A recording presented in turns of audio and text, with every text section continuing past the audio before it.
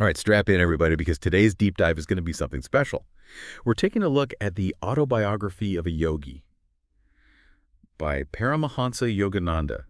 Now, autobiographies, they're not just like regular books. It's not just facts and figures. It's someone's life, their whole perspective on the world. And in this case, it's not just anyone's life, right? This is the yogi who's pretty much credited with bringing yoga and Eastern spirituality to the West. Oh, absolutely. His influence, I mean, you can't overstate it. Even all these years later, after Yogananda passed away, people are still finding his teachings, connecting with his ideas about meditation, Kriya Yoga, finding your true self. It's really like a timeless wellspring of wisdom, It really is, and that's what makes this deep dive so exciting. We're not just reading about history, we're stepping right into the world that Yogananda lived in. I mean, think about it. Mystics with unbelievable powers, discovering these profound spiritual truths, a level of awareness I think most of us only dream of. But the thing is, it all starts so normal. His childhood, I mean, you have the regular family stuff, but then these hints of the extraordinary start popping up. It really is fascinating. It's like he's showing us that this spiritual side, this potential for these incredible experiences, it's always there. It's a part of us from the beginning. Yeah, and just waiting to be, unlocked. So Yogananda starts life as Mukundalal Ghosh back in 1893, born in India, to a very devout family. His mom was super religious. And get this, his dad was a disciple of Lahiri Mahasaya, who was like a really big deal yogi back then. Talk about being born into a spiritual environment. And even as a kid, there are these stories, these little glimpses that Yogananda was not your average child. There's this one where he gets mad at his sister. And just by thinking about it really hard, she gets a boil. Whoa, really? Yeah, I know, right? Of course, his mom steps in, teaches him about responsibility, don't use these powers for the wrong reasons. Right. But it does make you think. Even as a little kid, that power of the mind, the power of thought, it was already there. Absolutely. I mean, that's a powerful lesson in manifestation right there. Yeah. And speaking of early influences, Yogananda had this almost mystical connection with Lahiri Mahasaya, even though Lahiri Mahasaya had passed away before he was even born. Just looking at a picture of him would send Yogananda into deep meditation. It's like their connection went beyond the physical world. It really makes you wonder, doesn't it, about those deep connections we can have with spiritual teachers. I mean, does it really have to be a physical in the same room kind of thing? Or can it go deeper than that? Beyond time and space, maybe? Makes you think, for sure. And as he gets older, this desire, this yearning to find a guru to guide him, it just grows stronger and stronger. And he goes on some wild adventures looking for enlightenment. Some might even call them misadventures. Like that time with his brother, Ananta, who I don't think was much of a believer at that point. He challenged Yogananda, basically dared him to rely only on God, to provide food and shelter. Yeah, I remember that story. That whole episode in Brindaban, it's like a crash course in faith, in action. I mean, they set out, him and his friend Jitendra, with literally nothing, just the clothes on their backs. Talk about putting your beliefs to the test. Absolutely. And it gets pretty intense. I mean, they're stranded. Hungry, no money, you name it. And then, out of nowhere, they meet this stranger who not only feeds them this incredible meal, but connects them with a spiritual teacher in the area. It's like the universe stepped in, right? Made sure they found their way. I know, right?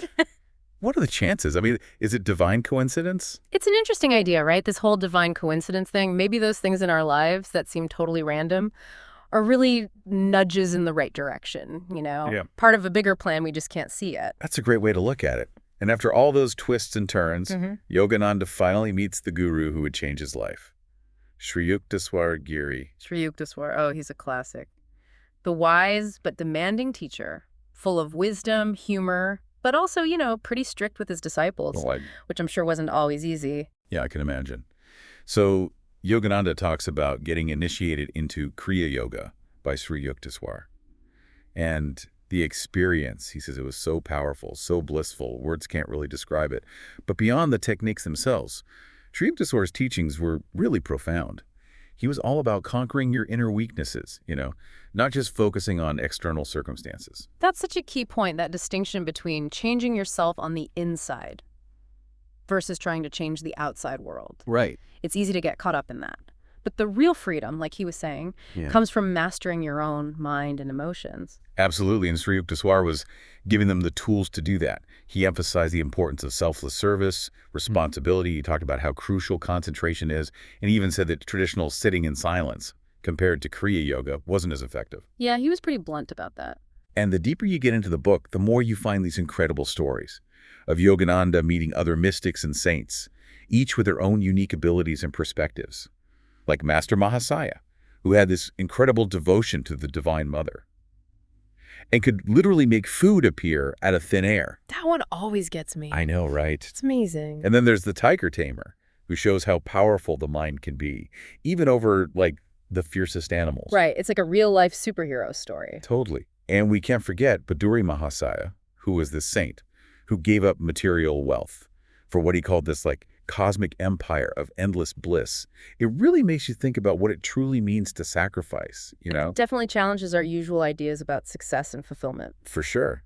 And then there's Jagadish Chandra Bose, who was this, like, groundbreaking scientist. He used his inventions to show the life inside plants and metals, blurring the lines between what we think is alive and what's not. He was way ahead of his time. Absolutely. All these stories, they're so vivid, so detailed, they almost sound like something out of a fantasy novel.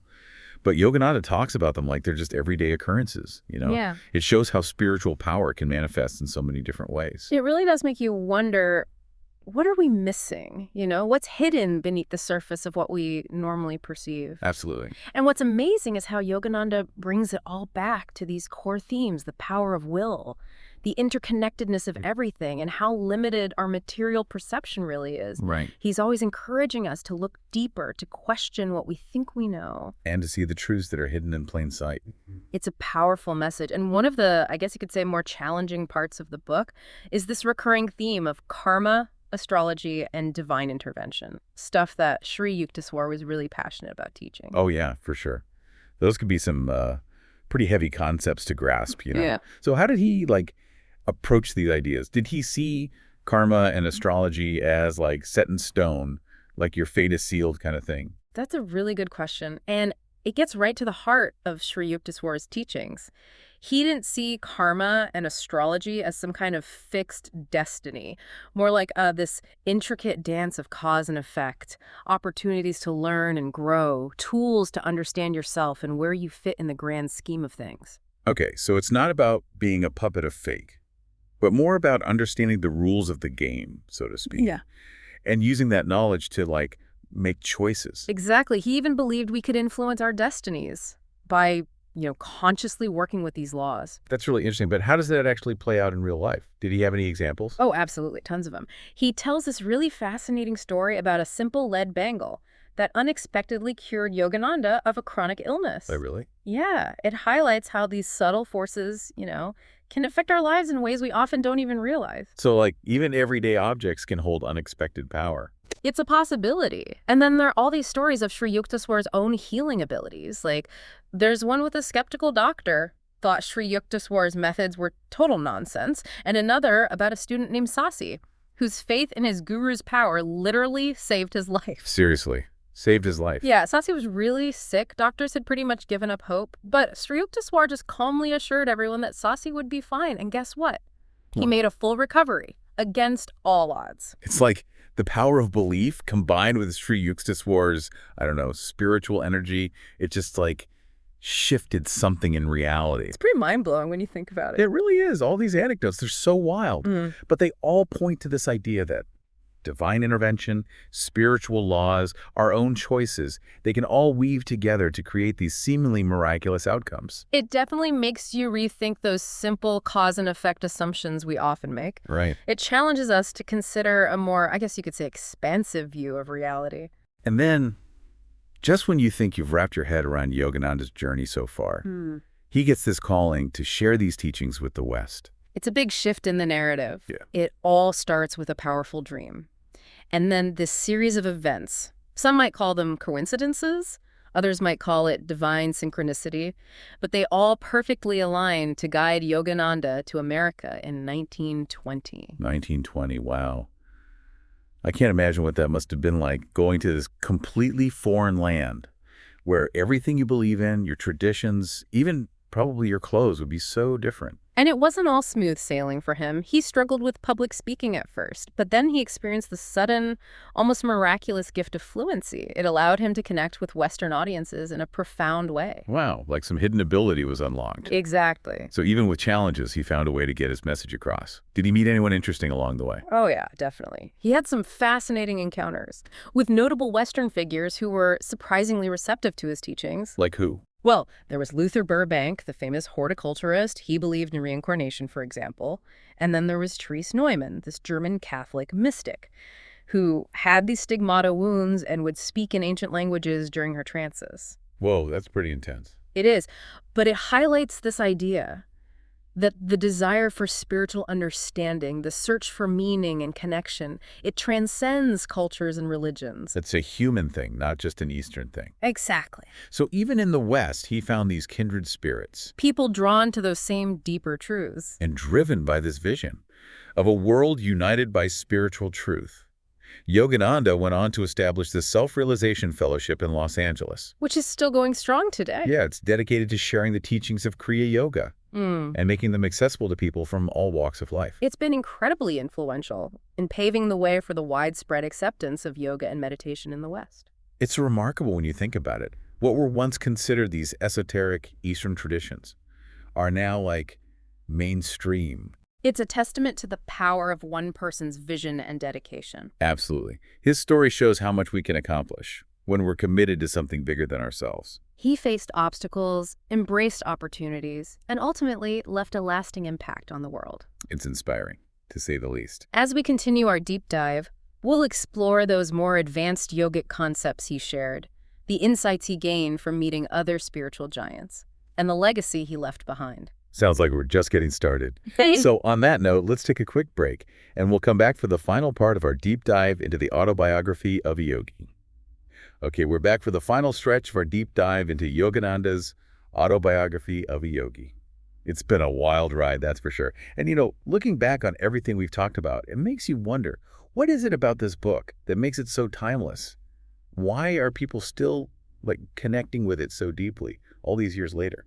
That's the million-dollar question, isn't it? I think it goes beyond just being a fascinating story. It's more like a spiritual guidebook, an invitation to awaken to our own potential, you know? Yeah, totally. It's like Yogananda took a giant highlighter to all those hidden wonders in life, showing us that these extraordinary experiences aren't just for, a select few. Oh, I love that. Yeah. It's like he's saying, hey, look, this stuff is real, it's possible, and it's available to anyone who's willing to look for it. Exactly. The book challenges our assumptions about what's possible, right? It sparks our curiosity, encourages us to explore those deeper dimensions of ourselves, and it does it all without, getting bogged down in dogma or preaching, you know? Right, it's not preachy at all. He shares these profound truths through these personal stories, these vivid encounters, even humor. It makes the spiritual path feel accessible, relatable. Yeah, for sure. It doesn't feel like a chore to read, you know? It's not like a dry textbook or a lecture. Not at all. It's like sitting down with a wise friend who's sharing their incredible adventures and saying, come on, let's explore this together. I like that. That's a good way to put it. And, you know, another thing that really struck me is how Yogananda doesn't shy away from presenting a world where miracles and, seemingly supernatural phenomena are just part of reality. Right. He directly challenges that materialistic worldview that often limits our understanding of what's possible. He's basically saying, look, I saw this stuff with my own eyes. I experienced it firsthand. Maybe there's more to this life than we think. Totally. And by doing that, he opens a door, for readers to question their own assumptions about reality, to consider the possibility that there might be more to the universe than we can currently perceive with our limited senses. Right, and I think that's a huge part of why this book continues to resonate with people. It invites us to become active participants in our own spiritual evolution, rather than just passive observers. Absolutely. It's about taking responsibility for your own spiritual growth. Yeah. He shows us that the tools for self-realization, they're available to anyone who's willing to put in the effort to cultivate concentration and devotion. And he doesn't just talk about it. He gives us practical techniques like Kriya Yoga that anyone can use to connect with that inner spark, Right. He's not saying, just believe me. He's saying, try it for yourself and see what happens. That's the beauty of it. It's experiential. It invites us to embark on our own journey of self-discovery, to seek out our own inner guru, and to connect with that source of infinite love and wisdom that resides within each and every one of us. I love that. So as we wrap up our deep dive into the autobiography of a yogi, Yeah. what's the one key takeaway you'd like listeners to walk away with? What's that nugget of wisdom that you hope will stick with them? That's a good one. For me, I think it boils down to this. We are all capable of extraordinary experiences. We all have the potential to tap into a deeper reality. And while the path may not always be easy, the rewards are immeasurable. I like that. It's about remembering that we're not just physical beings, we're spiritual beings having a human experience. And inside each of us is this spark of something divine, a connection to something far greater than ourselves, Yeah. just waiting to be awakened. Yogananda's life and teachings are a powerful reminder of that, inspiring us to find our own unique path, to self-realization, and to live with purpose, joy, and connection. That goes beyond the limits of our everyday perception. Maybe even stumble upon a few miracles of our own along the way, right? You never know. Keep your eyes open, your heart's receptive, and never stop exploring the infinite possibilities that life has to offer. Thanks for joining us on this incredible deep dive.